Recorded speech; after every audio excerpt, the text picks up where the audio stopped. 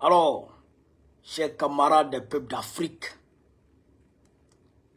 peuple de Côte d'Ivoire, peuple de Burkina Faso, mes chers frères et de l'AES, peuple de Liptako Gourmand, camarades des peuples d'Afrique du Sud, du Nord, de l'Est, de l'Ouest, en passant par le centre, soyez salués en vos rangs, grades et qualités, mes chers frères et sœurs.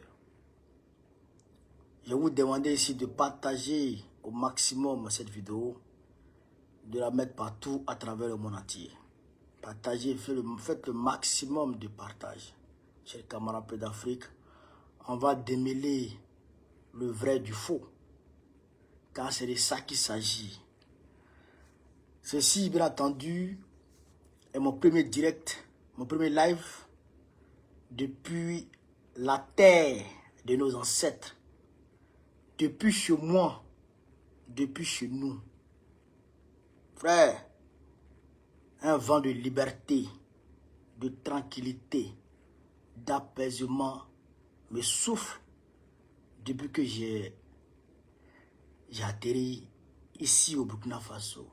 Depuis que je suis sorti de l'avion, le vent de liberté, de tranquillité, de révolution, de vérité me souffle de tout part, chers camarades d'Afrique.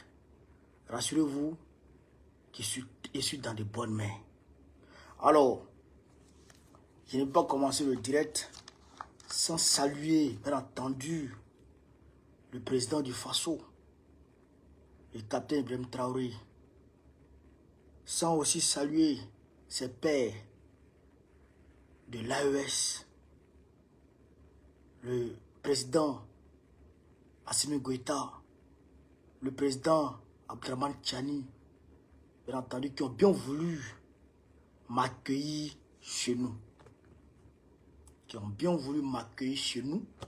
Alors que les gens me pourchassent, alors que les gens veulent me prendre, me déshumaniser, me dégrader et même me faire taire à jamais.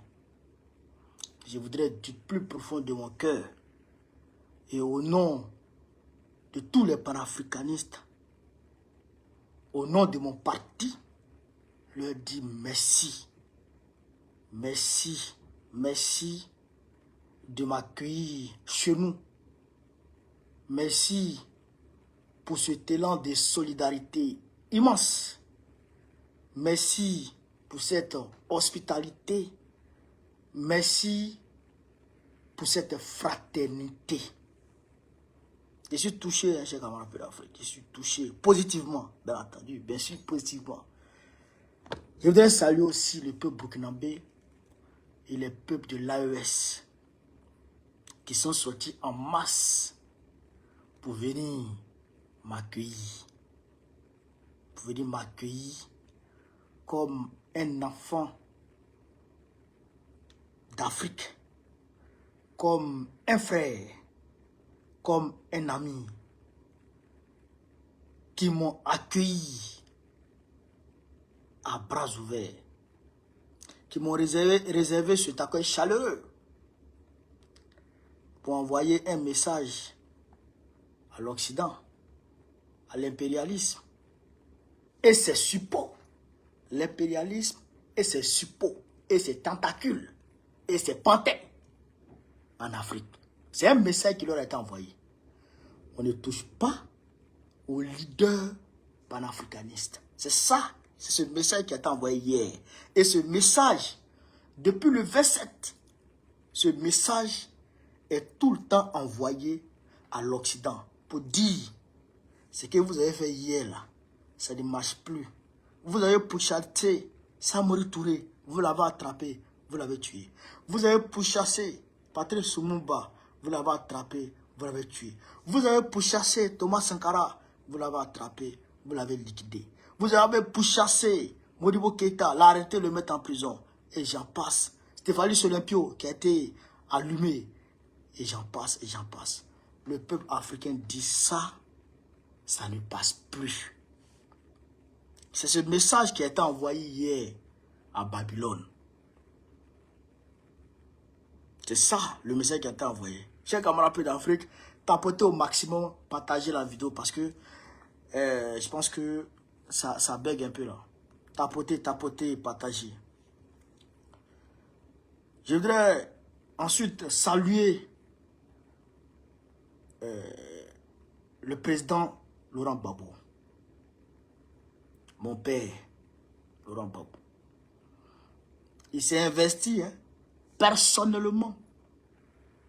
Oui, il a pris cette affaire à bras le corps, comme il le fait pour tous les autres. Hein. Il a pris cette affaire à bras le corps. Et il a dit, je ne veux pas que mon fils aille souffrir en prison, ce Dramane Ouattara, ou aille se faire torturer. Il faut trouver une solution.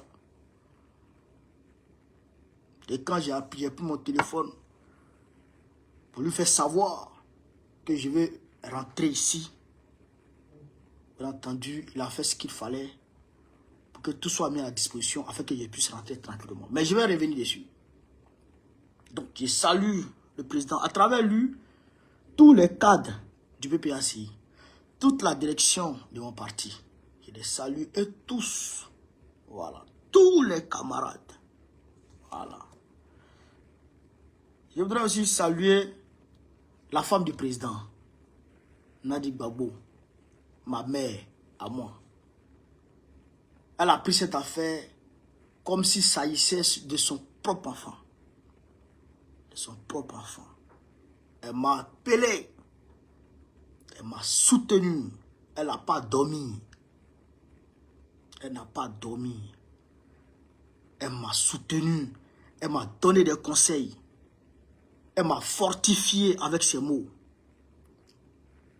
Je voudrais la saluer du plus profond de mon cœur. Parce que ce n'est pas facile. Ce n'est pas facile du tout. Et à travers elle, toutes les mères, toutes les mamans qui depuis leur position n'ont cessé de m'envoyer des messages, n'ont cessé de se mobiliser pendant les 3 audiences. Et même après les audiences, quand j'ai été libéré, qui sont venus m'accueillir, je voudrais les saluer. Je voudrais leur dire merci à ces mamans-là. Je voudrais leur dire merci. Parce que ce n'est pas facile, chers camarades. Il y a des moments qui sont tombés. Il y a des moments qui sont tombés malades. Il y en a qui ne travaillent pas. Il y a des soeurs même qui ont arrêté de travailler à cause de ça.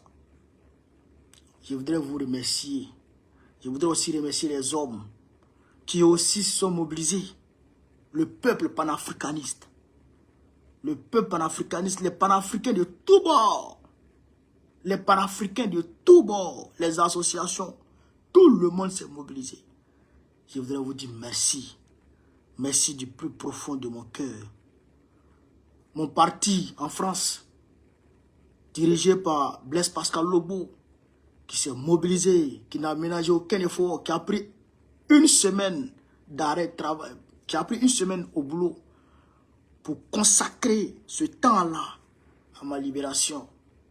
À travers lui, saluer tout le cabinet du PPACI, saluer tous les militants du PPACI, saluer tout le monde, les femmes, la DMF, Célestine Kipré, à travers elle, toutes les mamans du PPACI, tout le monde, si je dois citer tout le monde, il n'y a pas quitté ici.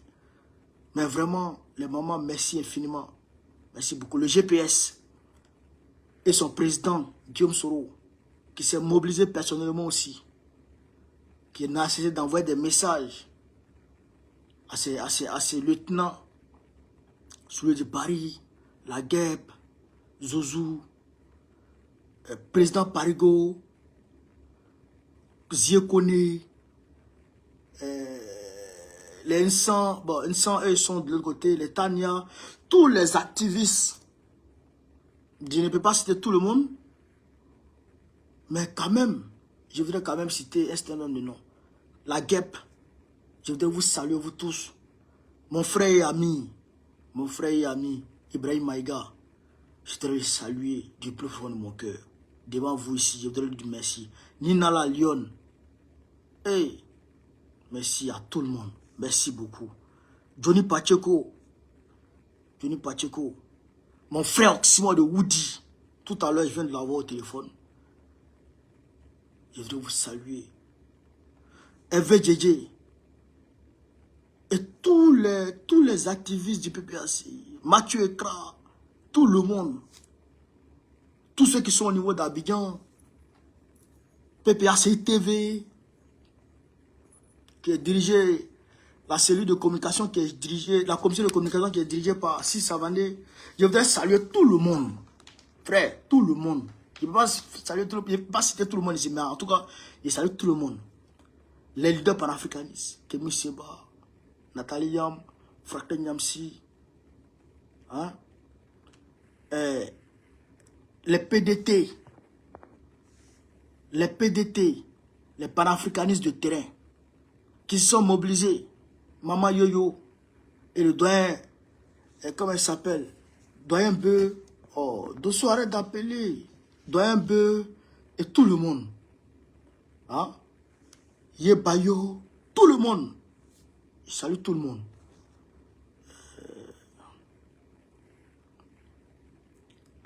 Mes avocats. Ah, mes avocats. Maître Sylvain. Maître Placide. Maître Tayadid. Je voudrais les saluer du plus fond de mon cœur. Même aujourd'hui, on a décroché une autre victoire. Aujourd'hui même, on a décroché une autre victoire avec les avocats.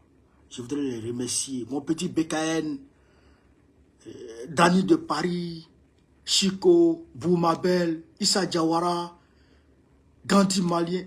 J'ai dit tout le monde. Ça va me revenir un peu, puis je vais saluer les gens.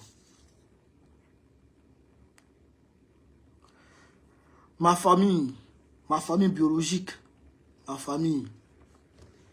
Il faut que je souligne quelque chose au niveau de ma famille. Vous savez, en 2020, c'était la bagarre entre moi et ma famille. C'était pas là. Hé, belle fille, ma chérie Coco, je dois la saluer. C'était la bagarre entre moi et ma famille. Mais mon grand frère là, que vous avez vu mobiliser là, il a dit, je ne peux jamais laisser mon petit frère à cause de politique. Mon grand frère que vous avez vu qui est un peu chauve là, Pierre Aké là, il a dit, je ne peux jamais laisser mon petit frère à cause de politique. Ce qui va se passer, va se passer. Moi, je ne laisserai jamais mon petit frère. Et mes autres frères l'ont suivi. Et aujourd'hui, vous avez vu l'élan fraternel qui a été manifesté. Vous comprenez ça? Mon ami Balaïra. Vous comprenez? Donc, pour dire que la famille, c'est vraiment la famille. Je les salue tous. Voilà, je salue ma famille. Le peuple de l'AES. Je vais visiter l'AES incessamment. Je ne suis pas encore sorti de l'hôtel. Mais en tout cas, dès que je sors, je vais commencer, je vais établir un programme où je vais saluer tout le peuple de l'AES pour leur bravoure, leur détermination. Parce que c'est grâce à eux, c'est grâce à ce peuple que nos leaders sont encore là. Parce que si ce peuple ne s'était pas mobilisé, nos leaders ne seraient pas là. L'impérialisme les aurait emportés. Comme ce qui s'est passé avec moi. Mon cas est un exemple palpable. Mon cas est un exemple, est une illustration parfaite de la lutte panafricaniste. Quand on attrape un leader et que le peuple ne se mobilise pas, eh bien l'impérialisme va l'engloutir. Mais quand le peuple se mobilise, l'impérialisme recule.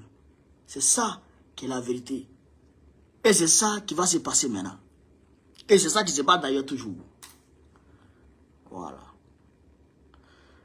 Et je voudrais saluer aussi le camarade Constantin, le représentant PPACI Burkina Faso, le camarade Constantin Soya. Je voudrais le saluer. Les autres, je les salue au fur et à mesure, Alors, chers camarades peu d'Afrique, voilà vous, voilà moi maintenant. Soyez salués encore en vos rangs grâce et qualité. Soyez salués, vous qui vous êtes mobilisés depuis le début de cette affaire jusqu'à aujourd'hui. Soyez salués, soyez abondamment salués, soyez infiniment salués, soyez richement salués. Merci, merci, merci, merci. Merci du fond du cœur. Merci à vous les gars. vous avez démontré à l'impérialisme que quand un Africain se bat pour l'Afrique, cet Africain-là est protégé par l'Afrique. C'est ça qu'on a pu démontrer. Les policiers se déplaçaient dans ma cellule. Les policiers se déplaçaient dans ma cellule pour aller me regarder, pour dire, mais vous là, vous êtes qui? Vous êtes président? Il dit non. Vous êtes le premier ministre? Il dit non. Vous êtes le vice-président? Il dit non. On dit, mais pourquoi autant de monde? Il dit, parce que je suis un Africain qui se bat pour l'Afrique. Et l'Afrique a reconnu ma bataille. L'Afrique a reconnu mon combat et l'Afrique se mobilise pour faire barrage à votre injustice. C'est ça qui est la vérité. Frère, je voudrais saluer mon frère Herman le Patriote aussi. Voilà, ici, parce que j'entends beaucoup de choses. Les gens disent beaucoup de choses. Les gens disent, ah, bon, on connaît, il a fui, il a fait ceci, il a fait cela. Non. Je voudrais ici apporter un certain de clarification, chers camarades. Chers camarades peu d'Afrique. Est-ce que vous comprenez ça? Vous comprenez l'autre là?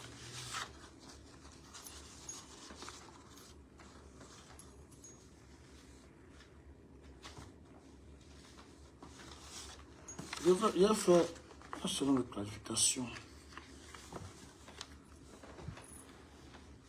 Ah. Je vais faire un certain de clarification. Vous allez voir quelque chose.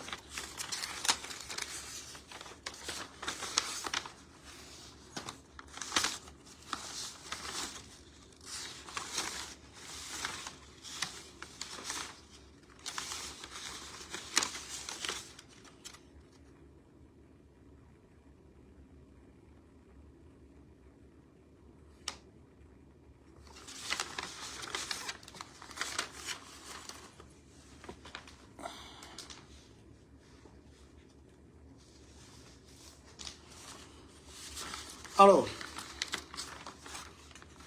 les gens ont dit que Borokole a fui, ou bien que c'est ceci, que c'est cela. Je voudrais vous dire ici que Borokole n'a jamais fui et qu'il n'est pas fui parce que il a la justice avec lui. Vous comprenez ça? Voilà. Donc, chers camarades, le 7, quand ma décision de libération totale a été prononcée par la juge du tribunal administratif, qu'est-ce qui s'est passé? Moi, j'étais au centre. J'étais en visite d'ailleurs. J'avais une visite. J'avais la visite de Célestine Kipré, la chargée de la mobilisation des femmes, PPAC France. Avec la camarade Karen Lagui. Si je ne m'abuse. Voilà, c'est ça. Si je ne m'abuse. Donc, on était en train de parler. Et en même temps, mon téléphone sonne. Maître Placide m'appelle. Il dit, monsieur Koné, on a gagné. Il dit en bon, il dit, on a gagné. Tout a été annulé. Voici la décision. Voici la décision. Tout a été annulé. Il dit, bon. Il fait comment? On dit, ils vont transmettre la décision au CRA pour que tu puisses signer les formalités et sortir. Il dit, bon, d'accord. Donc, tout de suite, les mamans ont commencé à crier, wow! On a commencé à crier, là, là. Et donc, on m'a dit, va faire tes affaires et tu viens signer et tu sors. Donc, je vais en cellule. Je vais savourer la victoire avec mes co-détenus, mes amis qui m'ont, je dirais, les co-détenus qui m'ont adopté, avec qui j'étais devenu ami. Voilà. Donc, on a savouré un peu la victoire. Et je prends mes affaires, je viens au poste.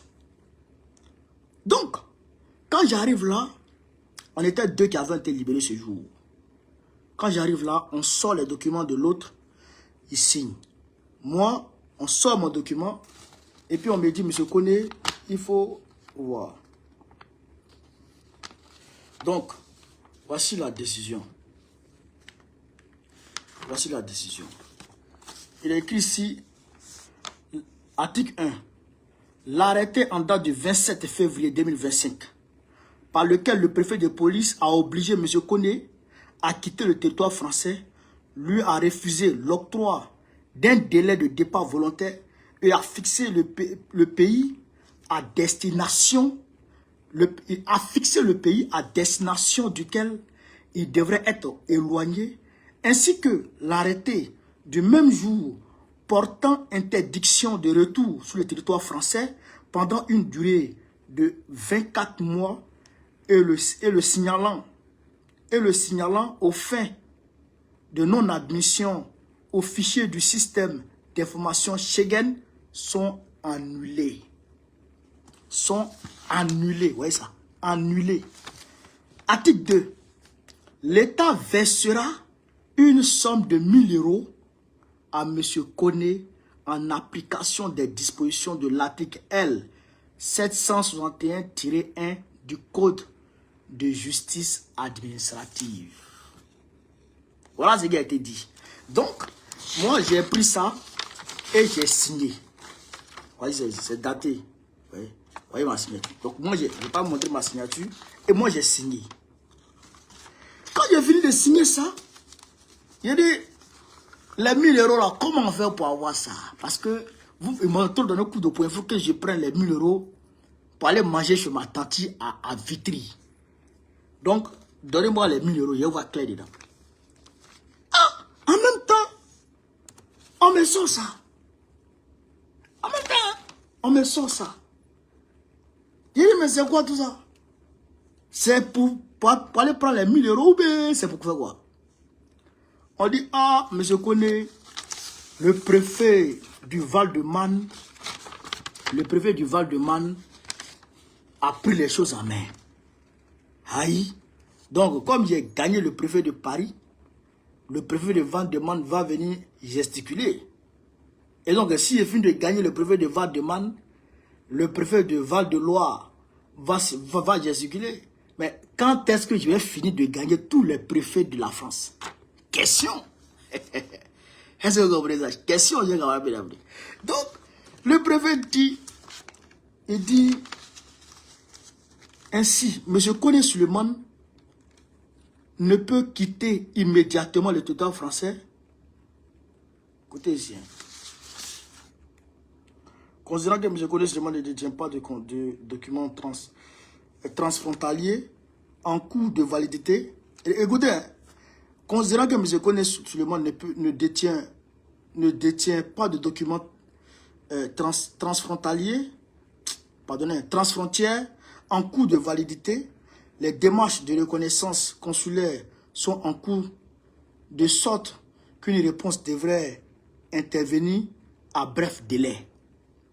Ça, ils ont touché le consulat, on m'a dit. Et ils disent ici, ainsi, M. Koné Suleiman ne peut quitter immédiatement le territoire français, mais son éloignement demeure une perspective raisonnable. Vous comprenez? Considérant que M. Koné a déclaré un domicile situé au 55 rue de Paris, à Villeneuve-Saint-Georges, considérant qu'en application de l'article l'autorité administrative qui a ordonné l'assignation à résidence de l'étranger peut lui désigner une plage horaire pendant laquelle il doit demeurer dans les locaux où il réside. Vous comprenez ça? Voilà. Donc, arrêté. C'est un arrêté préfectoral. Hein. On dit, M. Koné Suleiman est assigné à résidence à son domicile situé au 55 rue de Paris à Villeneuve-Saint-Georges. 55 rue de Paris à Villeneuve-Saint-Georges. Pendant une durée de 45 jours, renouvelable 2 fois. Cette durée court à compter de la notification de la présente décision. M. Koné doit se présenter tous les jours à 8 h, 11 h, 17 h au commissariat de Villeneuve-Saint-Georges, 6 au 162 avenue de Villeneuve-Saint-Georges, avenue de Paris. D'ailleurs, même, ce n'est pas avenue de Villeneuve-Saint-Georges. Le commissariat n'est pas à l'avenue de Villeneuve-Saint-Georges. Le commissariat est à l'avenue de Paris. Aux rues de Paris, autant que moi, à rue de Paris. Cette obligation s'applique y compris les dimanches et les jours fériés ou chômés. Vous comprenez ça? Voilà. Monsieur Koné doit demeurer tous les jours de 21 h à 7 h dans les locaux où il réside. Monsieur Koné Suleiman est informé qu'il ne peut se déplacer en dehors des limites du département de Val-de-Marne sans autorisation expresse du préfet du département. Vous comprenez ça? Monsieur Koné Suleiman remettra contre récépissé aux services de police tout passeport ou tout document justificatif d'identité en sa possession, conformément à l'article L. 733-4 du Code de l'entrée de séjour des étrangers et du droit d'asile. Vous comprenez ça? Donc, déjà, ils ont dit que je n'ai pas de passeport encore. Ils ont dit que mon passeport n'est plus en cours de validité. Alors que l'avocat général de Macron,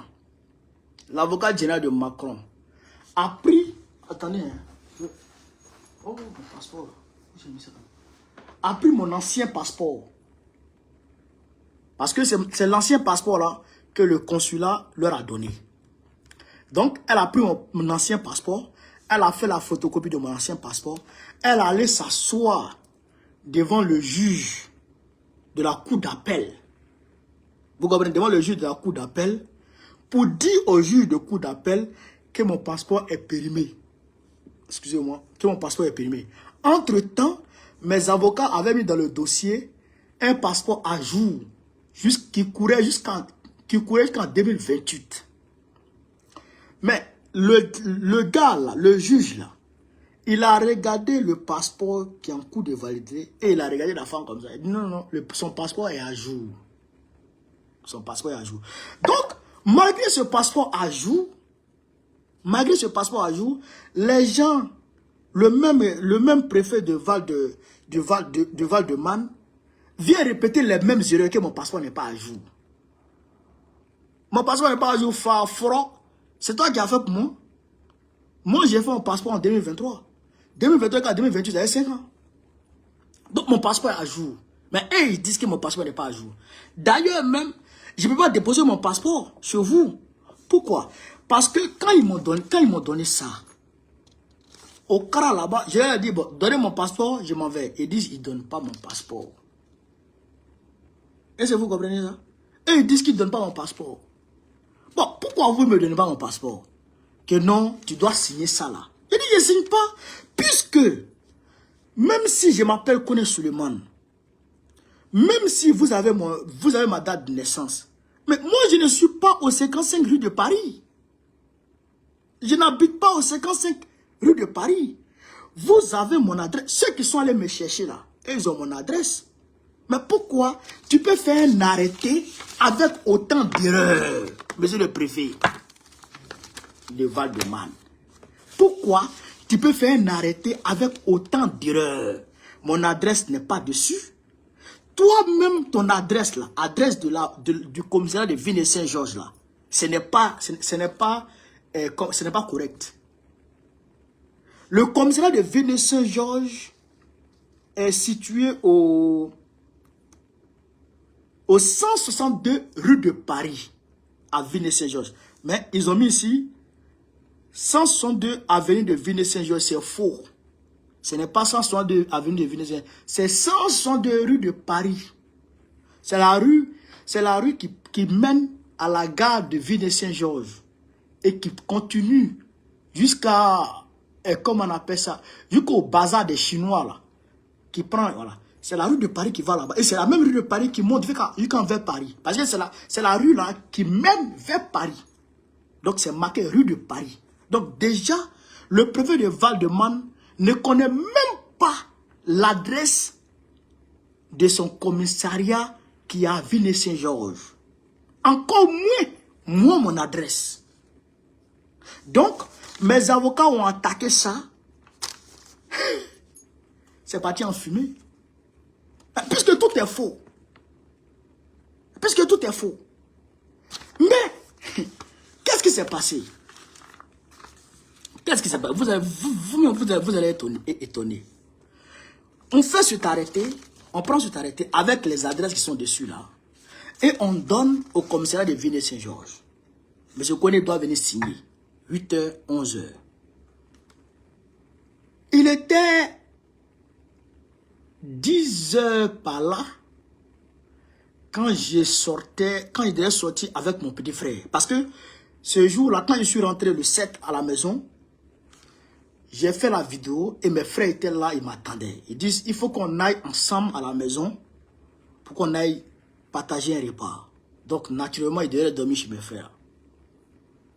Donc, je suis allé dormir là-bas. Maintenant, le lendemain, le 8, je devais aller à la maison et aller m'habiller et m'apprêter pour aller à l'Assemblée générale de mon parti, à l'AGK. J'en ai même parlé le 7.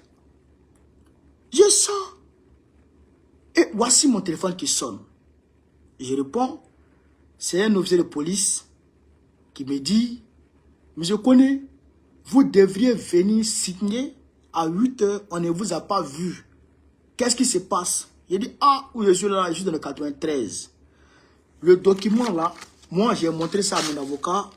Il a dit, c'est pas possible. Puisque j'ai été acquitté, j'ai été totalement blanchi. Tout ce dont le préfet de Paris m'accusait, tout a été blanchi. Donc je rentre à la maison, je suis tranquille. Ils disent, non, non, non, il faut que moi je vienne. Parce que eux, ils sont déjà passés devant chez moi. Écoutez très bien. Ils sont allés devant chez moi. Il a dit chez moi là, c'est quelle adresse? Et il donne mon adresse exacte. Or, sur ce papier-là, ce n'est pas mon adresse. Ce papier-là, il n'y a pas mon adresse dedans. Mais comment l'officier de police a fait pour connaître mon adresse alors que mon adresse n'est pas indiquée dans ce papier? Voilà la question. Voilà la question. Donc, quand j'ai vu les louvoiements, j'ai vu les micmacs, j'ai appelé l'avocat. Et l'avocat l'a appelé. Il dit non, non, non, c'est OQTF de 2023. Aïe! OQTF de 2020. On vous a dit de supprimer. Parce que j'ai pris des avocats et les avocats ont gagné. Et même d'ailleurs, ils ont demandé à ce que je sois dédommagé à cause de l'OQTF de 2020. Là. Le tribunal administratif a ordonné à fait que je sois dédommagé. Cet argent-là, j'ai donné à mes avocats. C'était pour 2020. Le préfet n'a pas annulé. On lui a dit annule, mais il n'a pas annulé. Vous venez me parler de 2023. 2023, j'ai attaqué. J'ai attaqué l'OQTF. Ils n'ont pas répondu. Et ils disent qu'ils m'ont envoyé une lettre à la poste et que moi, je ne suis pas allé récupérer la lettre et que la lettre est repartie. Ils m'ont envoyé un courrier recommandé. Moi, je ne suis pas allé récupérer le courrier recommandé et le courrier s'est retourné. Ok, c'est faux. C'est faux. Parce que c'est la même chose qu'ils ont faite lorsque ils ont clôturé mon compte. De façon unilatérale. Ils ont pris la décision de clôturer mes 2 comptes bancaires qui étaient à la poste. Clôturer et ils ont pris mon argent. Ils m'ont laissé à sec. Vous comprenez ça? Et quand je leur ai dit, mais est-ce que vous m'avez envoyé un document pour me demander de vous donner un nouveau compte bancaire ou une nouvelle adresse? Ils disent non. Et ils m'ont envoyé un courrier et moi, je n'ai pas reçu. Moi, j'ai pas reçu le courrier. Il dit, ah bon? Il dit, non. Moi, je n'ai pas reçu le courrier, c'est faux. Vous ne m'avez pas envoyé. Je suis allé faire réclamation chez mon conseiller. Mon conseiller leur a fait la réclamation. Ils disent, bon, eux, ils vont m'envoyer le chèque. Comme ça, je peux aller déposer le chèque là où je veux. Je suis allé ouvrir un nouveau compte. Donc, j'attendais le chèque. Le chèque ne vient pas. 1 mois, 2 mois. Je suis allé voir mon conseiller. Il dit, mais qu'est-ce qui se passe? Dites aux gens de me donner mon argent. Et maintenant, mon conseiller les appelle. Ils disent qu'ils m'ont envoyé le chèque. Il dit, bon, il faut leur demander. Le chèque là, ils ont envoyé ça par courrier recommandé ou par courrier simple. Ils disent, ils ne savent pas. L'argent de quelqu'un, tu ne sais pas comment tu as envoyé ça. Ça sonne bien? Ça sonne bien. Donc quand ils ont dit qu'ils m'ont envoyé, que moi je peux aller récupérer, automatiquement, j'ai dit, ah, c'est la même chose là. Ceux qui m'ont bloqué mon argent là, c'est eux qui sont en train de m'embêter ici encore. C'est Macron. Il dit c'est Macron. Donc, et c'est tranquille. Et c'est tranquille. Donc quand j'ai appelé mon avocat pour lui dire voilà ce qui se passe, l'avocat dit bon, reste où tu es. On va essayer d'attaquer. On va leur demander d'envoyer par lettre recommandée parce qu'on a le droit. Ils n'ont qu'à envoyer, comment on appelle ça, le truc là par lettre recommandée.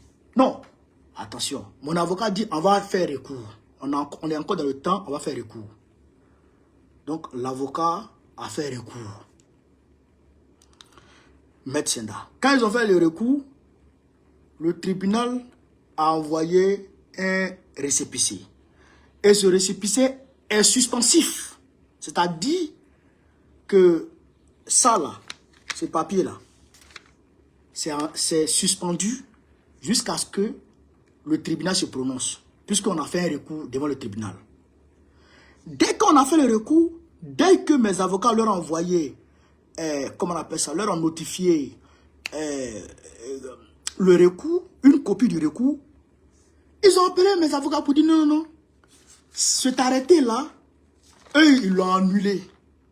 Et ils ont pris un nouveau arrêté. Et dit quoi? Vous annulez et vous reprenez et vous annulez. C'est quoi le but du jeu? On attaque, vous annulez. Et vous reprenez. C'est quoi le but du jeu? Donc, j'ai dit à mes avocats, j'ai dit, je sais ce qui se passe. Je sais ce qui se passe. Ceux-là veulent me faire taire. Je ne vais pas vous dire le nom, mais il y a quelqu'un qui m'a dit, le préfet là, il est prêt à lâcher prise. Mais il faut que tu te taises. Il ne faut plus attaquer Macron. D'ailleurs, le message est venu du préfet. Et j'ai vu le message. Il ne faut plus attaquer Macron, il faut te taire. Wallah, billah, sur mon mois de Ramadan. Sur mon mois de Ramadan. Il dit, ah, c'est ça là. Tout ça, pour ça. C'est le problème qui est là. Il ne faut plus que bon, qu'on ne parle. Est-ce que vous comprenez ça? Il ne faut plus que je parle. Donc, j'ai dit, ok, j'ai compris. Donc, quand ils ont annulé et ils ont pris un nouvel arrêté, l'avocat a demandé à ce que l'arrêté là soit envoyé, me soit envoyé par lettre recommandée. Comme ça, je vais aller prendre à la poste pour aller donner à l'avocat et puis on va attaquer en justice. Puisque ça c'est du chiffon. C'est du chiffon. Il n'y a aucune base légale dedans. Rien du tout. Rien. Un préfet qui se trompe sur l'adresse de son propre commissariat. Un préfet qui se trompe sur l'adresse de son propre commissariat. Qui se trompe sur l'adresse où il va assigner quelqu'un en résidence. C'est quoi ça? Moi, je ne suis pas sur la rue de Paris. La rue de Paris, c'est l'autre côté. C'est l'autre côté. Mais si vous voulez m'assigner là-bas, prenez une maison pour moi là. Donc, j'ai dit à mes avocats, il faut leur dire, nous ils n'ont qu'à faire ça par recommander, on va voir. Donc, ils sont très fâchés. Il faut que M. Koné vienne. S'il ne se présente pas, on va lancer un mandat de recherche contre lui. on va faire ceci, on va faire cela, pour qu'il quitte le pays. Il faut qu'on le prenne. C'est comme si, c'est comme ça. Il dit, bon, vous, votre pays, moi là, je vous laisse. Je m'en vais. Aïe! Cher camarade d'Afrique. Il dit, vous, votre pays, je vous laisse, je m'en vais. Parce que l'intention, c'était quoi? C'était de me reprendre le 8 là, pour aller me mettre en rétention. C'était pour me prendre. Parce que ce jour-là, ils sont venus se garer devant chez moi encore, pour m'attendre. Dès que je sors encore, le gars me demande, moi je suis dans quelle porte, moi je suis à quelle porte. Il dit, il connaît devant chez moi, il connaît chez moi, mais il ne sait pas ma maison. De lui dire, moi je suis où, à quel étage, gauche ou droite, d'indiquer ma porte. Il dit, moi je ne t'indique pas ça. Tu connais, non? Il faut chercher, moi je ne t'indique pas ça. Donc c'est là maintenant, j'ai compris que l'impérialisme ne veut pas lâcher affaire. Soit, on connaît ses têtes, ou il se tait, il gère son bengue tranquillement, comme tout le monde, ou l'impérialisme va l'attaquer en justice. Et si l'impérialisme n'arrive pas à l'attaquer en justice, l'impérialisme n'arrive pas, parce qu'ils ne pourront pas, du point de vue légal, du point de vue juridique, à ce niveau-là. Et qu'ils veulent me faire taire à tout prix. Frère, je vais finir comme Martin Luther King. Je vais le lève en train de bégayer. Je vais finir comme Martin Luther King ou comme Malcolm X ou comme Thomas Sankara. Ils vont me liquider. Ils vont me liquider. Ça c'est clair. Ils vont me liquider puisque les élections approchent à grands pas en Côte d'Ivoire. Et Gbagbo est bien parti pour gagner les élections. Et avec nous, les lieutenants de Gbagbo, sur le terrain, tu ne peux pas t'amuser à écarter Gbagbo. Tu ne peux pas. Parce qu'on est écouté, on est suivi, nos mots d'ordre sont suivis par nos militants. Et donc, Gbagbo lui-même n'a même pas besoin de parler. Il suffit juste que nous, on parle. Et puis le peuple prend la rue. Et si le peuple prend les rues, les intérêts français sont menacés. Les intérêts français sont menacés. C'est pourquoi ces hypocrites notoires, je dis bien, les Français de Macron et ses sbires, ces hypocrites notoires se sont mis avec Gala Kolibi pour soi-disant travailler avec Gala Kolibi à l'effet d'obtenir des élections apaisées. Vous comprenez ça? À l'effet d'obtenir des élections apaisées en Côte d'Ivoire. Mais Gala Kolibi est en prison. L'ambassade de Côte d'Ivoire en France, ils ne sont même pas capables de produire un communiqué pour dire Gala Kolibi, on ne doit pas l'arrêter. Or que vous l'avez sollicité pour travailler avec vous. Tapotez les gars, je vois que le live est attaqué là. Tapotez. Vous l'avez sollicité pour travailler avec vous. Est-ce que vous comprenez ça? Ces hypocrites. Dosso Rodel, secrétaire général du PPACI chargé de la société civile. Parce que la société civile a manifesté, ils sont allés prendre Dosso Rodel pour le mettre en prison. Tous les gars de la société civile qui étaient dans cette manifestation, ils les ont pris presque tous, ils les ont mis en prison.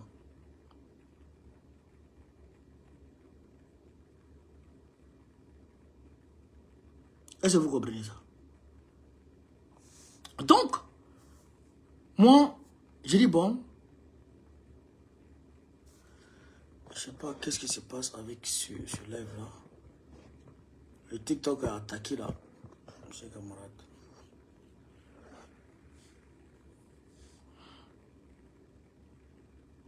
Attends, je vais voir quelque chose.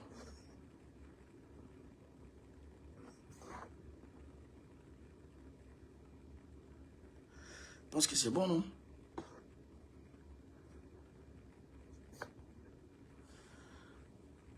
Je pense que c'est bon. Bon.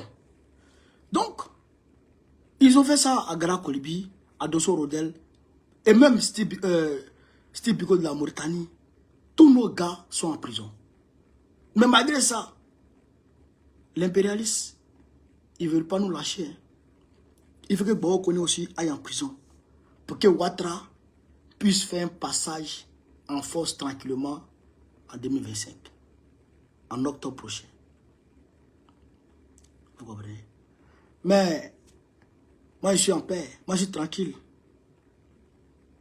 Donc, c'est pourquoi j'ai laissé mon enfant, mes activités, et je suis venu ici.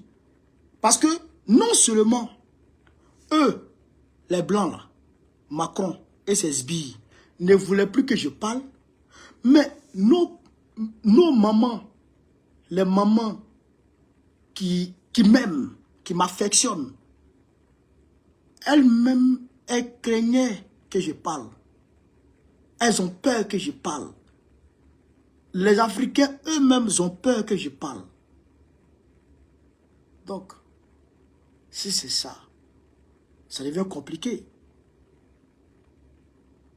Alors que Bao Koné ne veut pas se taire. Je ne peux pas me taire pendant que Macron et ses amis terroristes endeuillent l'AES.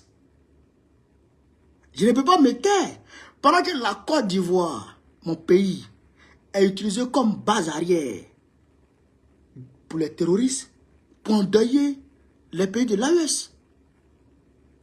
Je ne peux pas me taire quand Alassane Ouattara veut écarter le président Gbagbo. Je ne peux pas me taire, chers camarades. Est-ce que vous comprenez ça?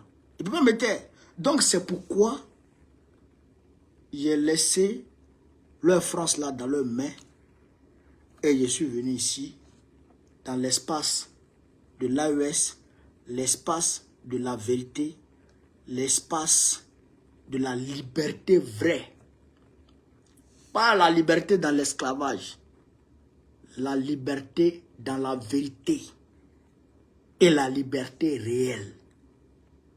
C'est ça, l'AES. Parce qu'on nous miroite une liberté en Occident qui en réalité n'existe pas.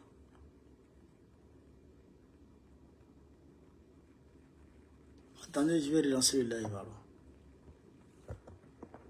Je vais relancer le live.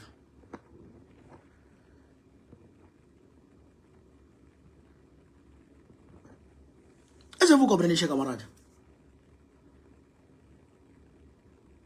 Est-ce que vous comprenez? En Occident, on nous miroite une liberté qui n'existe en réalité pas.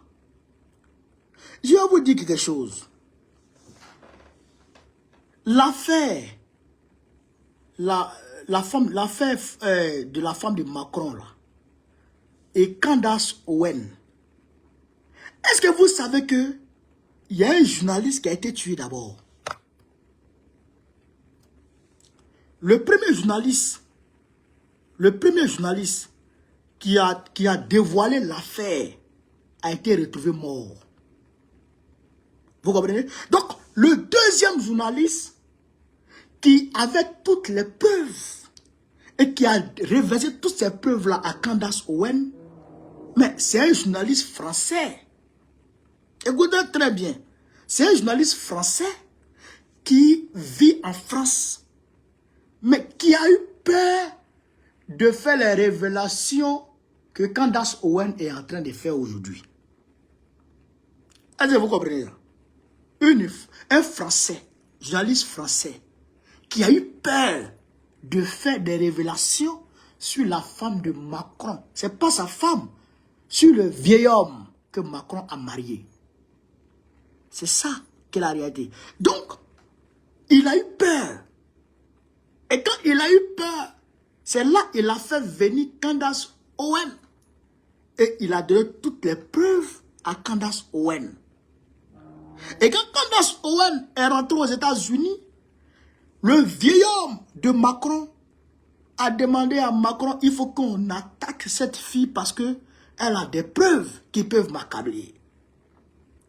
Alors, le mari du vieil homme se mobilise avec le vieil homme.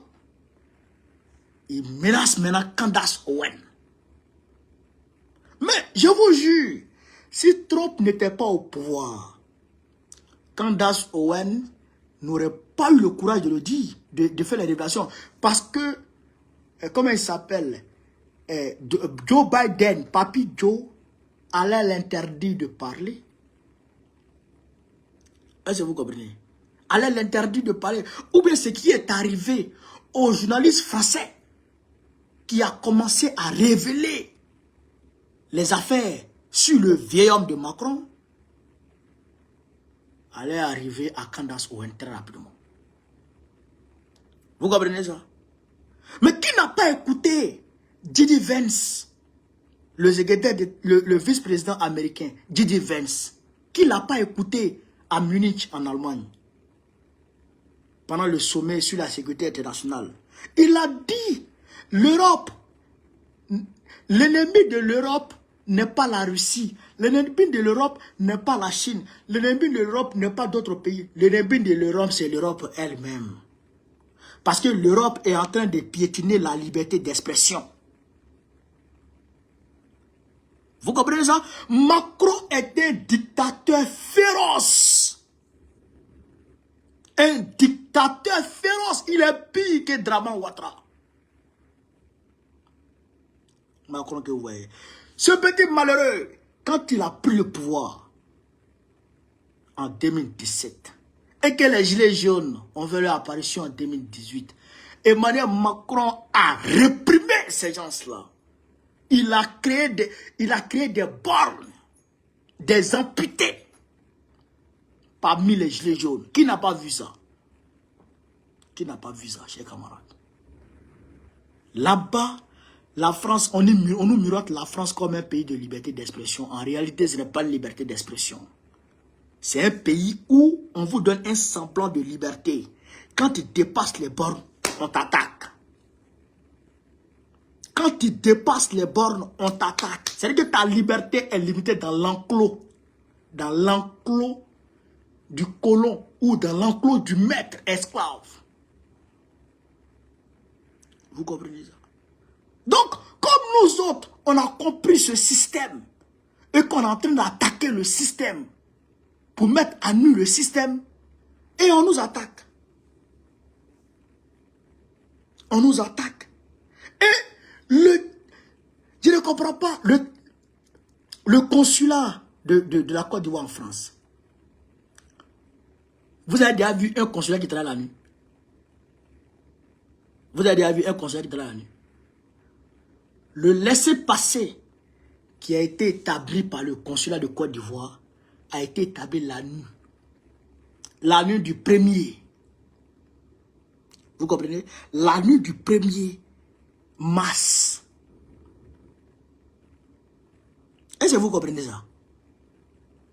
Est-ce que vous... J'ai dit la nuit du 28 au 1er mars. On m'a arrêté le 27. On m'a envoyé en centre de détention le 27. La nuit du 28 au 1er mars, ils ont tapé en même temps, m'ont laissé passer. M'ont envoyé vers la Côte d'Ivoire. Le consulat de Côte d'Ivoire qui a fait ça. Mais quand le consulat a fait ça, chez camarades peu d'Afrique, ils prennent la décision de me faire partir en Côte d'Ivoire le 2. Et comme ils n'ont pas pu avoir, non, pas pu avoir, ils ont fait l'erreur, comme ils viennent de le faire ici dans ces documents-là, ils ont fait l'erreur de vouloir me faire passer par l'avion présidentiel, par un gouvernement présidentiel de Ouattara. Vous comprenez? Vous comprenez? Donc, le 1er mars, samedi 1er mars, le président Laurent Gbagbo attaque publiquement à Angré. Le même samedi, les Ivoiriens se mobilisent comme un seul homme pour venir presque envahir le centre de rétention. Les Ivoiriens et les Africains se mobilisent. Donc, automatiquement, l'affaire prend une tournure politique. Et dans le sillage de l'opposition vraie de la France, nous avons appelé certaines personnes qui ont touché d'autres personnes. Vous avez vu, il y a des députés même qui ont fait des déclarations sur moi. Donc, automatiquement, ils ont eu peur. Ils ont eu peur. D'autres disent, prenons-le. D'autres disent, si on le prend, et qu'à coup sûr, Ouattara va le tuer, ça va chauffer. Parce qu'on l'aurait sorti de la voie légale pour le mettre dans une voie obscure. Donc la France serait vue automatiquement comme un pays de dictature, un pays de barbarie. Et donc le pouvoir de Macron lui-même allait trébucher. Vous comprenez? Vous comprenez? Avant que mes avocats ne rentrent dans la danse, parce qu'il est comparu le 3 mars devant le tribunal du GLD, mon premier tribunal, le 3. Donc, avant que je ne passe devant un tribunal, devant un juge, ce qui est mon droit, il voulait me faire passer en même temps par l'aéroport de Bourget à travers comment on appelle ça, le gouvernement présidentiel de Dran Ouattara. Il ne faut pas être en Côte d'Ivoire. Donc, c'est grâce à la mobilisation générale des Africains que les gens là ont reculé. Vous voyez mon cou là, le gaz lacrymogène avait blessé mon cou, il y avait beaucoup de boutons, et ça se cassait, ça me faisait très mal. Je suis allé voir l'infirmière pour lui dire de me trouver un produit. L'infirmière me dit, je vais commander ton produit. Et demain, il faut revenir. Ça, c'était le premier. Vous comprenez ça? C'était le premier. Et je reviens le lendemain de... L'infirmière me dit, je n'ai pas commandé. Elle me prend Dexéline. Elle me prend un truc, ouais, elle me prend un truc, un sparadrap façon, et puis elle colle. Puis elle dit, ça va aller. Donc, je vais m'asseoir. 2 jours plus tard, je vais voir l'infirmière. Il dit, ah, vraiment, ça me continue de me faire mal. Qu'est-ce qu'on fait? L'infirmière me dit, elle va m'excuser, hein. Je vais dire ça aujourd'hui. Elle me dit, je n'ai pas commandé votre produit parce qu'il y avait un vol non affiché sur votre dossier. Un vol non affiché. Un vol non affiché sur votre dossier. Vous comprenez ça? Ça veut dire que je ne partais pas dans Corsair, je ne partais pas dans Air France, je ne partais pas dans Turkey Airlines, je ne partais dans aucune compagnie. Mais quand même, il y avait un vol. Un vol non affiché. C'est-à-dire que on veut me prendre pour me mettre dans quelque chose comme ça. Donc, quand vous vous êtes mobilisés, ils ont reculé. Ils ont reculé. N'eût été votre mobilisation. C'est pourquoi je salue votre mobilisation. N'eût été votre mobilisation, mais ils m'auraient envoyé. Ils m'auraient envoyé. Est-ce que vous comprenez ça? Est-ce que vous comprenez ça, chers camarades? Mais je ne comprends pas comment la France devient. Je ne comprends pas comment la France devient. Donc, au vu et au su de la supercherie, du complot, ourdi contre moi, au vu de l'attentat contre ma vie, il dit Macron c'est un terroriste. Son ami Draman c'est un terroriste. Donc ils ont tenté de me terroriser. Soit me tuer, me mettre en prison, me torturer, me mettre en prison, ou me faire taire à jamais. J'ai appelé, j'ai dit je m'en vais. On dit tu t'en vas, j'ai dit moi je m'en vais. Je quitte ce pays.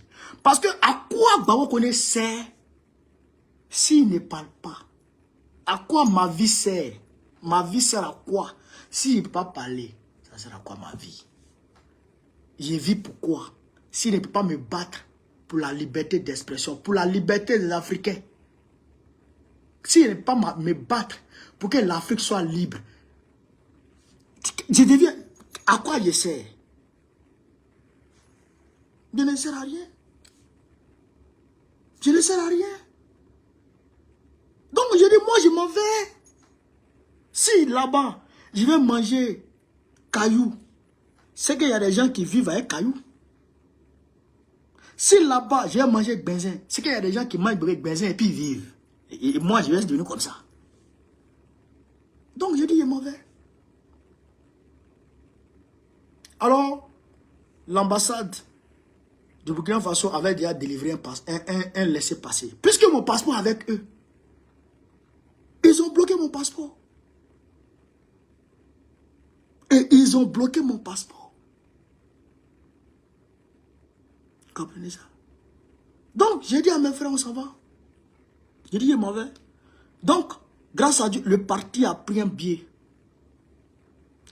L'ambassade du Burkina Faso a délivré un laissez-passer pour moi.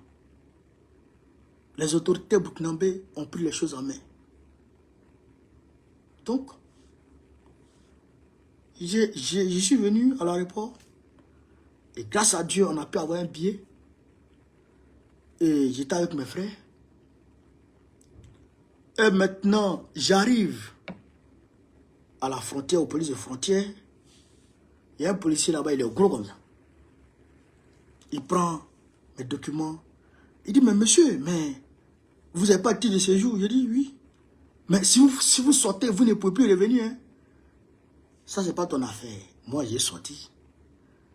Mais monsieur, je vois que vous avez un enfant ici. Vous n'avez pas d'OQTF. Il dit, j'ai OQTF. Il dit, vous n'avez pas OQTF. Il dit, j'ai OQTF. Fais-moi mes affaires, moi je m'en vais. Il dit, mais monsieur, si vous partez, vous ne pouvez plus revenir, c'est comme si... Il dit, ça, c'est pas ton affaire. Fais-moi mes affaires, moi, je quitte votre pays. Je ne suis plus en sécurité dans votre pays. Vous voulez me tuer? Je m'en vais. Donne-moi mes affaires. Oh, il appelle. Il appelle. Il va là-bas. Il bouge ici.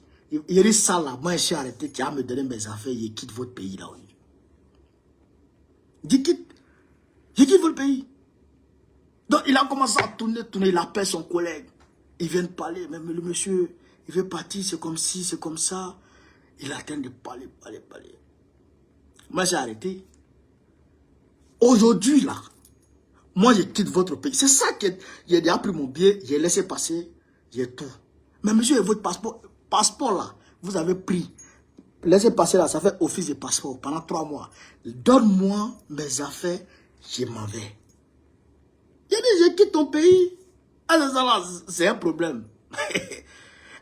C'est un problème. Il dit, je quitte ton pays, mon frère. Ah ben monsieur, si vous partez, vous ne pouvez plus revenir. À moins que vous demandez un visa, mais... Il dit, je m'en vais. Donc, quand il a fini ses nyama, moi je suis serein. Donc, il me donne mes trucs maintenant. Il dit, bon, monsieur, vous pouvez partir. Je suis parti. J'ai pris l'avion. Et je suis parti.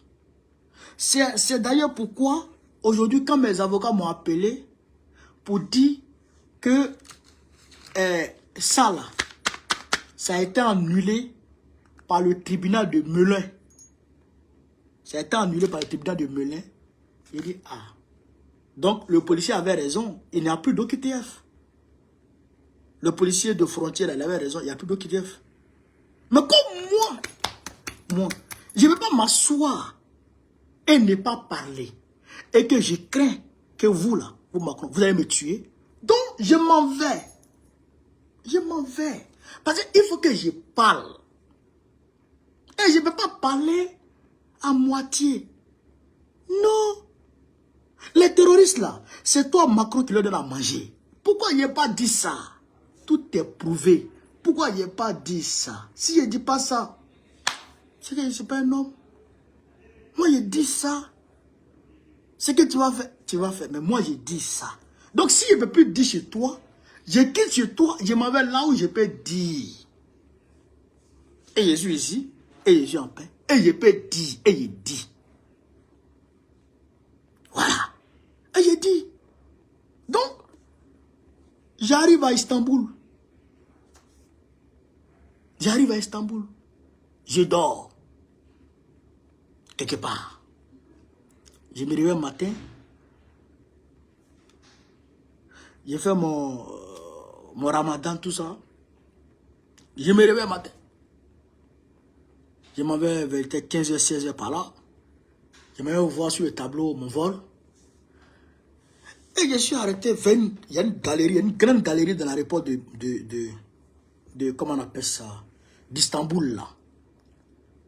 Mais je suis arrêté et je vois un homme qui vient s'arrêter à côté de moi, un Africain. Excusez-moi, il me regarde de haut. Bon, bien sûr qu'il y a beaucoup d'Ivoiriens, beaucoup d'Africains qui m'ont reconnu à l'aéroport, hein. Même dans l'avion, il y a beaucoup de gars qui m'ont reconnu là-bas. Donc, il me regarde comme ça. C'est vous qui faites vidéo là, non? Il dit non. Parce qu'il n'a même pas envie que quelqu'un vienne me reconnaître là, pour m'emmerder. Je n'ai même pas envie. Il dit non, non, c'est pas bon. Il dit si c'est vous, je vous reconnais. Il dit tu me reconnais et puis quoi? Il dit mais, monsieur Macron, la France s'en fout de vous. Avec un nez hautain, arrogant. Macron s'en fout de vous. Vous êtes qui vous? C'est Ouattara et photocopie qui vous emmerde. Sinon Macron, il vous calcule même pas. Il n'a pas votre temps. Il dit, ah bon? Il dit... Mais et puis, lui, c'est lui qui parle. Moi, il est regarde chez moi. Il dit, Ouattara même a demandé à Macron de vous laisser tranquille. Parce que vous ne pouvez rien faire. Ouattara va faire son 4e mandat, vous allez voir. Au nom de Dieu. À Istanbul. Ah, il est dans l'aéroport encore, vous êtes ici. À Istanbul, j'ai laissé France pour vous là-bas.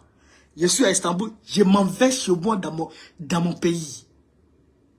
Et vous venez me trouver ici. Et toi de qui? On est à l'aéroport. On est à l'aéroport. C'est-à-dire que tu n'es pas en France, je ne suis pas en France. Tu t'abuses, on va toi et moi se laisser. Et vous êtes qui? Il dit, il est commandant de l'armée française. Commandant de l'armée française. Après, il a tourné en même temps. Il est passé derrière. Puis il est parti. Commandant de l'armée française. À Istanbul. Dans mes pieds. Donc, il dit, bon d'accord. Si c'est ça, c'est que you're mine. I don't know, c'est que you're mine. Donc, j'ai pris mon sac, mon cher, j'ai tracé, j'ai allé m'asseoir ou en embarque. Il est l'heure d'embarquement, il n'est pas l'heure d'embarquement. Moi, je m'assois, j'attends. Et je regarde l'avion. On met les bagages, on fait tout. Moi, j'attends. J'attends. Donc, quand ils ont dit embarquement, il dit, mais depuis là, pourquoi vous ne parlez pas? Je suis allé, je suis rentré dans mon avion et je me suis assis tranquillement. Avec mon petit sachet de rupture de Ramadan. Voilà. Et je suis assis maintenant. Et je dis, bon, l'avion, on fait comment? Ah, donc, ils ont fermé l'avion. Et l'avion a pris le départ. Il dit, Masha'Allah. J'ai informé qui de droit. Et puis, on a tracé. On a tracé. Et voilà. Je suis rentré au Burkina Faso, à Ouagadougou. Vous avez vu l'accueil. Vous avez vu l'accueil. L'homme que Macron et Draman voulaient utiliser, voulaient faire passer comme un malpropre, comme un délinquant, comme un moins que rien, a été est élevé, a été élevé par le peuple africain. On m'a élevé, on m'a honoré. Oui, salon d'honneur, véhicule à disposition, garde du corps, hôtel. C'est pas les hôtels où vous voyez en France. C'est pas les hôtels où il y a des châteaux rouges là, hein? Hein? Non. C'est pas les hôtels où il y a des châteaux rouges là, hein? Pas Tissagana. Ça, c'est vrai hôtel. Vrai hôtel. Tout à disposition. Tout à disposition. À Bébéan. Tranquillement. La sécurité est garantie. Il dit, ah, maintenant, Mekouma. Maintenant, je peux parler. Tranquillement, il peut parler. Est-ce que vous comprenez? Donc, le combat que nous menons est difficile. Il n'est pas facile du tout, du tout, du tout, du tout. Quand tu t'engages dans un combat, il faut faire des recherches pour comprendre quels sont les risques, quels sont les avantages, quels sont les inconvénients et tout. Il faut faire une étude. Quand tu finis ça là, et puis tu mesures maintenant ton niveau d'engagement. Moi, vous connaissez, c'est pas quelqu'un qui m'a parlé de Gbagbo. Non. C'est pas quelqu'un qui m'a dit va derrière Gbagbo. Non, non, non, non. Moi, j'ai été contrôlé par les policiers français. Ils m'ont craché dessus. Ils m'ont insulté. Ils m'ont traité de tous les noms d'oiseaux. Et quand ils m'ont placé en garde à vue, c'était ma première garde à vue. Quand ils m'ont placé en garde à vue, ils sont allés mentir devant l'OPJ. Ils ont menti. Ils ont menti. Quand l'OPJ m'a appelé, et puis je suis venu m'asseoir, et le gars a commencé à me dire ce qui s'est passé. C'est comme la version des policiers. Il dit, mais monsieur, vous vous êtes trompé de personne parce que c'est pas mon dossier qui est là. Et je connais Suleiman, il dit oui. Tant, vous avez été interpellé là. Il dit oui. Il dit donc, c'est de moi, les policiers parlent comme ça. Il dit oui. Ils disent, les policiers, ils disent dans leur déclaration que eux, ils m'ont interpellé. Quand ils m'ont sifflé, ils m'ont dit de me garer. Dès que moi je suis descendu de mon scooter, moi je me suis mis en garde en même temps. J'ai formé le point pour leur dire venez. Policier qui dit ça. Au nom de Dieu. Et que moi, dès que moi je suis descendu net, moi j'ai formé le point pour dire venez.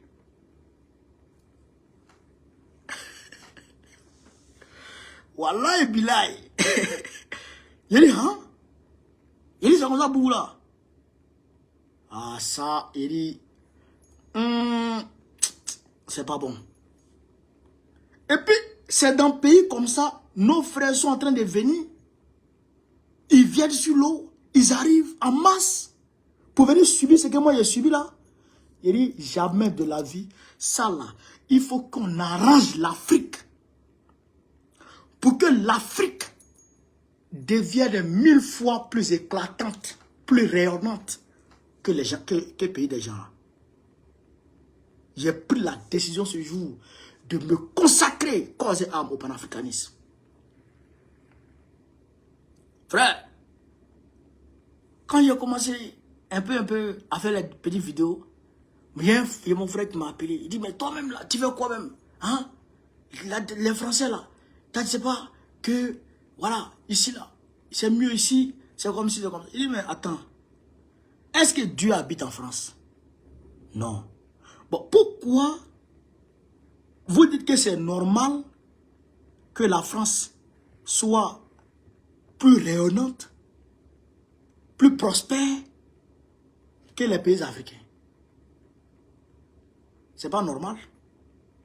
La réalité, c'est que il y a quelqu'un qui empêche quelqu'un de manger. Il y a quelqu'un qui empêche quelqu'un de se développer. Il y a quelqu'un qui empêche quelqu'un de vivre. Et ce quelqu'un-là, il faut chercher à comprendre. Et pourquoi? Donc, j'ai commencé à faire mes recherches. Sorti sur Kaku Nubuko. Sorti sur Nicolas Agbo. C'est Nicolas Agbo qui m'a réveillé. Il a parlé de Gbagbo, de Djibo Bakari, de Sivalis Olympio et bien d'autres. Je suis allé faire les recherches sur Gbagbo. Quand j'ai fait les recherches sur Gbagbo, il dit « Oh! Donc moi, j'étais là comme ça. Et puis quelqu'un qui se bat pour moi, je l'aime pas. » Et comment quelqu'un peut ne pas aimer quelqu'un qui met sa vie en danger pour lui? Comment? Donc, j'ai dit, ah, il faut que je me batte avec Gbagbo. Pour que ce combat prospère. Pour que l'histoire retienne qu'il a combattu et qu'il a gagné. C'est comme ça que je me suis engagé dans le combat. Et donc, j'ai commencé à côtoyer les panafricains, les Maliens, les Togolais, en pleine lutte, les Camerounais, les Nigériens, tout le monde que vous voyez autour de moi. J'ai commencé à les côtoyer. Et on a eu une réunion avec les panafricains un jour. Ils ont dit, mais vous les Ivoiriens, depuis que Gbagbo est sorti, vous, on ne vous voit plus. Je leur ai dit ce jour, et parce que Tanti Rama va se rappeler, je leur ai dit ce jour, j'ai dit, Tanti, en Côte d'Ivoire, si vous avez besoin de panafricanisme, le voici. À partir d'aujourd'hui, dites-vous que si vous avez besoin d'un panafricain en Côte d'Ivoire, vous pouvez compter sur mon entière disponibilité.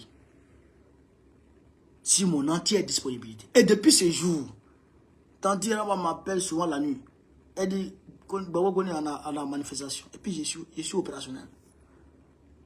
Et l'Afrique a su me rendre ça. L'Afrique a su me rendre ça. Voilà.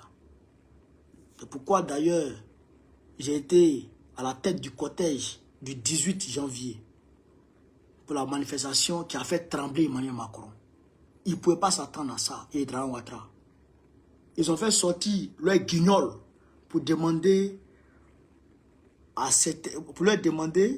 de demander au pays de l'AES de demeurer dans la CEDEAO. Mais quand on a vu ça, on a lancé l'alerte. Il faut qu'on relève ce défi. Il faut qu'on sorte 1000 fois que ceux-là. On est sorti. Et le monde entier a vu la manifestation.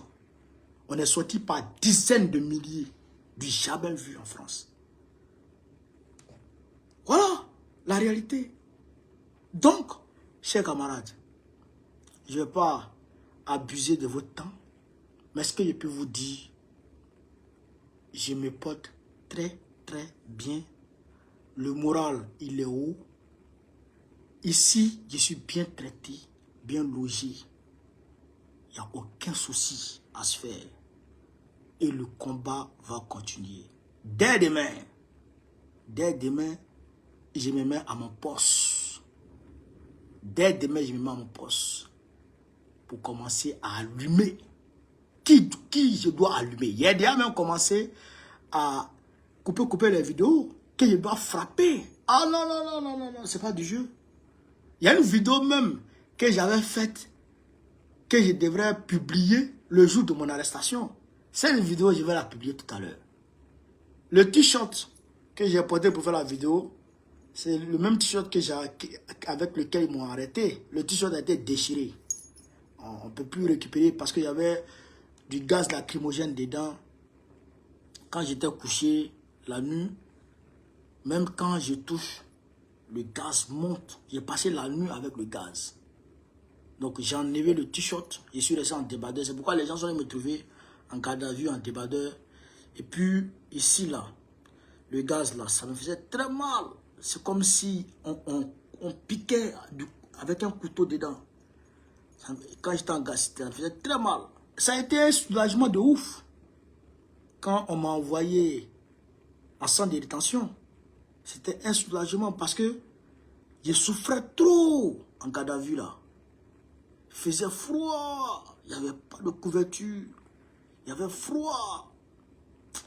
Et puis, je ne mangeais pas. Il fait 24 heures, je n'ai pas mangé. Donc, j'étais mal, j'étais vraiment mal.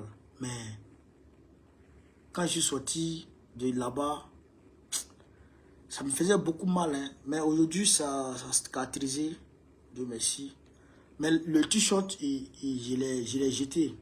Parce que je ne pouvais pas. Le gars, c'était trop dedans. Le gars, il m'a pompé comme ça. Donc, c'était trop. Voilà. Mais, c'est la lutte. C'est la lutte qui continue. Et on est déterminé. On est déterminé. Je vous demande de saluer, en tout cas les autorités burkinabées et les autorités de l'AES pour cette marque de solidarité. Le combat va continuer. On ne peut pas les laisser. Non, non, non, non. Ça, c'est trop facile. Tout à l'heure, je vais monter la vidéo. Et puis, je vais voir si éventuellement, je peux la publier en même temps. La vidéo, je l'avais faite là-bas, le 26. Sur l'électricité. Macron, là-bas, là, il va augmenter l'électricité en France, là-bas. De plus de 20% encore. Donc, j'ai fait la vidéo. J'ai publié la vidéo. Tout à l'heure, il l'a publié. Donc, chers camarades, je vous remercie de m'avoir suivi. Je vous remercie de m'avoir écouté. Je vous remercie de votre solidarité. Je ne peux pas finir de vous remercier, hein, mais quand même, je suis obligé de mettre un terme au direct. Je remercie encore mon père, le président Laurent Gbagbo, et sa femme, ma mère, Nadi Gbagbo. Donc je vous remercie, chers camarades d'Afrique. Sur ce, vive l'Afrique libre, vive le panafricanisme, vive tous les présidents panafricains. Gbagbo, président de la République Côte d'Ivoire, en octobre prochain, Inch'Allah. On est ensemble, les gars. Merci. Merci à tout le monde. La première chose, abonnez-vous à cette page. Cliquez sur le bouton s'abonner qui s'affiche juste en bas. Et la deuxième chose, cliquez sur la cloche de notification pour ne rater aucune des vidéos que je publie ici très régulièrement. Retrouvez KDV Africa sur YouTube, Facebook, TikTok.